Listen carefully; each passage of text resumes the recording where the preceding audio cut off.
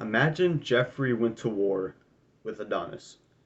The tribe of Jeffrey, the tribe of Adonis. The Jeffrey,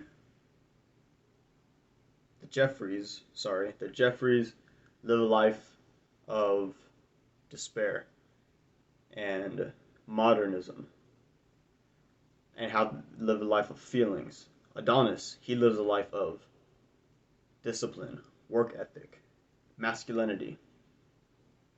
Let's say Adonis and Jeffrey wanted to go to war. And let's say Jeffrey recruited 100 Chads to go to war with him. But Jeffrey's the leader. Okay? Let's say on the other hand, Adonis, he recruits 100 people like you and me.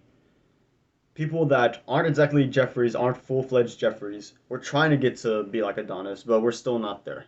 We're still even more like Jeffrey than Adonis, but we're trying to get there. We're not accepting being a Jeffrey. Guys with self-improvement, we're not okay with a normal, pitiful life like Jeffreys are. So Adonis leading the 100 men like us, and Jeffrey leading the 100 Chads. When they go to war, Jeffrey's the leader, Adonis is the leader. But Jeffrey has a stronger army. So do you think that plays a part? And Napoleon said that, he put it in this way. If you have an army of 100 dogs, no, excuse me, an army of 100 lions with the dog as the leader, that army will fight and die like a dog.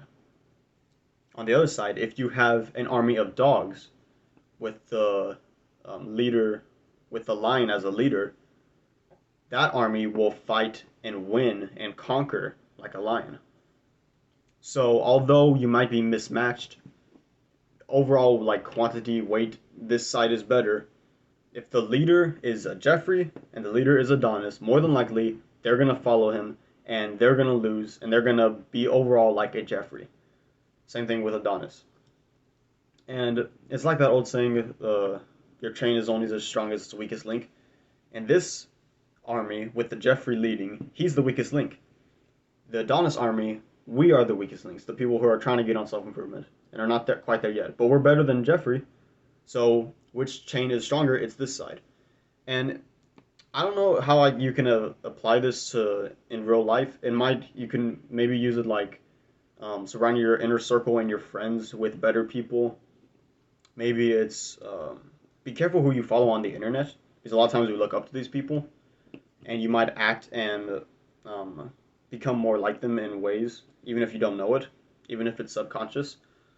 So I don't know how exactly you can apply this to your life, but I just thought it was interesting, and that it is true, and when it applies to war, when you have the leader who isn't strong, and you have the leader of the other side who's strong, that side is always going to win, regardless of how weak or how outnumbered the army is.